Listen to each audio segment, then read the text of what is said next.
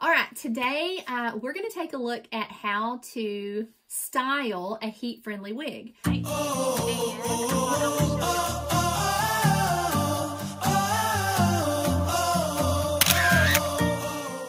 Just so happens that I was sent this beautiful little wig by UniWigs, and this is called Collins.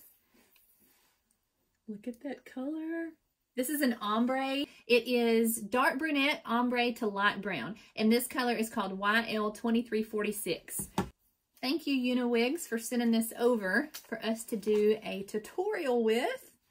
All right, so this wig has the little adjusters at the back. I'm going to go ahead and adjust those to be a little tighter because I have a pretty small head, and we're going to put this wig on and then style her.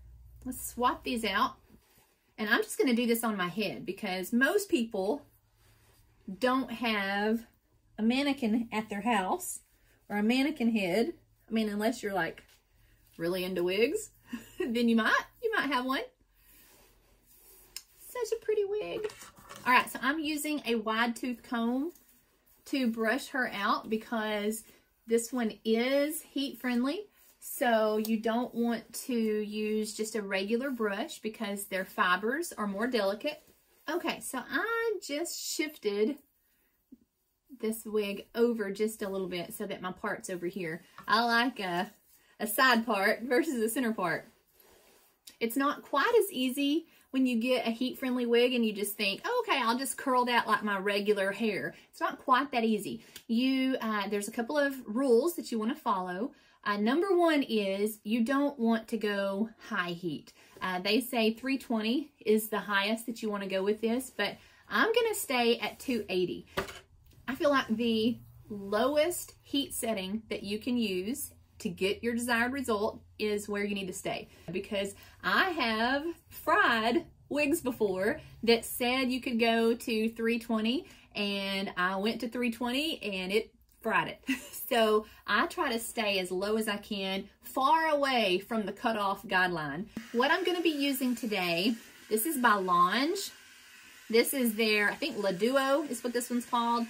It does have a straightener. Can y'all see that? Straightening plates, but then it also blows out cool air from these vents. That's what you're hearing. So this might have been the wrong tool to use for a video. I think that's what makes this the perfect tool to style wigs with. It just cools them down, because that's what you're going to want to do. If you use a curling iron or whatever kind of heat tool that you decide to use, you're going to curl it and then you're going to let it cool before you drop that curl. That's the important part when you're working with wigs. You can't just curl a wig like you would your hair and then just take your curling iron out and just let it fall, because you're going to probably be disappointed. So the trick is, when you curl it, you want to let it cool in that shape. But with this little styler, it cools it as you're curling it. So it is just magic. Now, because this is a brand new wig, I'm going to start, and I suggest that you do this too, I'm going to start underneath and not straight front and center in case I mess up. All right, so all I'm going to do, first of all, is just warm my fiber up just a little bit. Now, you could straighten this if you just kept doing that same motion. You could straighten this little wig out. All right, so once I get it warm, then I'm going to just slowly pull it through. And the magic of this styler is that it is blowing the cool air on the curl. See? Look at that. Look how perfect that is. Doing it in the camera, which is backwards. Okay, so let's see. If you were to use a curling iron to curl, then I'm doing it upside down. Okay, so if you were using a curling iron and you were to wrap it up, pretend this is your curling iron, wrap it up, hold it for however long you think is good. I just kind of feel with my fingers. You don't want to burn yourself, but when it starts warming up, then the trick is take the curling iron out, and now you've got the curl in your hand, and let this cool for, I don't know, 10 or 20 seconds. Just let it cool in your hand and then release the curl. Now, we didn't do anything with that because this is just cool air that it's blowing out on the outside.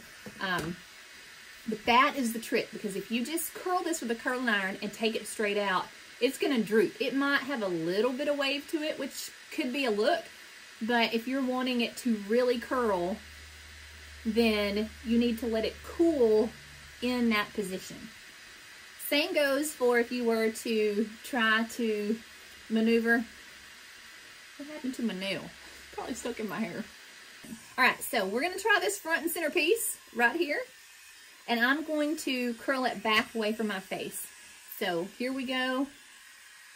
I'm just warming it up just a little bit to begin with. And it's pretty warm. And then now I'm going to just pull the hair through, not leaving it in one spot very long at all.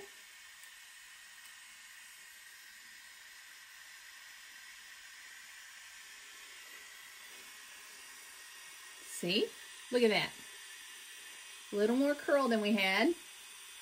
We'll do a couple more pieces. I like this hot tool because it gives you big, loose kind of barrel waves, which you could leave the end straight if you wanted a beachy wave look, but I want it to match the rest of the curls. So I'm not recurling the entire wig. I love the curl pattern of this wig. I just really wanted to play with the heat friendly part of it. Okay, so here we go. I'm just pulling it through. And this could just be whatever technique you want to use to curl your hair. The main thing, look at that, is that this is a wig that you can curl. Isn't that neat? This is what it looks like before. Okay, and I'm just going to warm it up just a little bit. And then now, here we go. I want to pull my wig off, so that's why I'm holding it at the top. Look at that barrel. I love that. I love it. Look at the colors in that too. That's really pretty. All right, are y'all getting the gist? Can you even hear me over the fan? That's what you're hearing, the fan blowing on my Longe little straightener. We'll do another piece. Warming it up. I mean, you could completely straighten this wig if you wanted to. And now curler. Now, since I've warmed it up, I've already gotten those fibers hot, I don't need to hold this in place for very long. Look at that perfect curl. Well, I don't know if y'all can see that. Can you see the perfect curl? I won't do the back because y'all can't see that anyway. Cute, huh? And so that is all there is to heat styling a heat-friendly wig. You do not want to do this on a regular synthetic wig. That's a whole different ball game, a whole different tool that you need. And we can do one of those videos coming up. I have plans. I have lots of plans. Can y'all see that? I added a little more curl back there.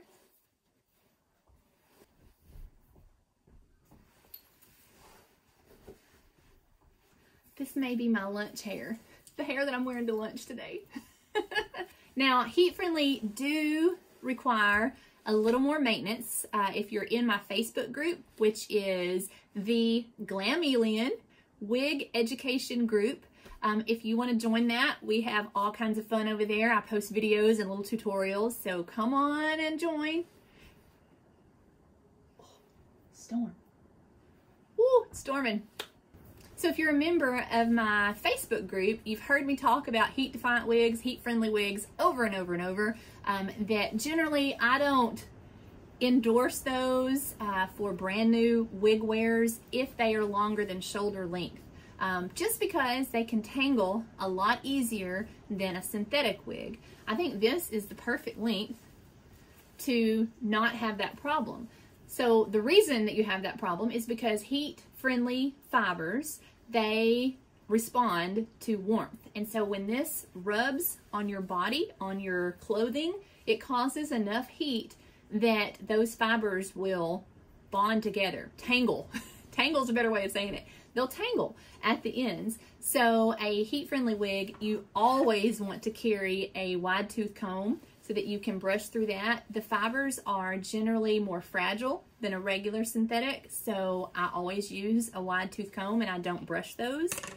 And if you're in my Facebook group, you've heard me say that a million times over, that I don't really encourage, if you're a brand new wig wearer, to start with a heat-friendly wig, but it's just because it requires a little more maintenance. So you need to know this skill. You need to have this skill to be able to work with the ends of your wig, because it's going to frizz and fray a lot faster than if you just had a synthetics. You also need to be able to mimic the curl pattern of the wig that you have. And I love the curl pattern of this because it's one that I can do. If you're not a member of my Facebook group, it's called the Glamelian Wig Education Group. I post videos over there, little short, 2 or 3 minutes long, of trying on different wigs, and I give you tips and tricks while I'm doing that. There's a lot of ladies over there that encourage each other, and we post our pictures of our favorite wig of that week. So y'all are welcome over there. We would love to have you. Thank you, UniWigs, for sending over Collins for me to do a tutorial with. She is so pretty. All right, see y'all on the next one. Bye, guys.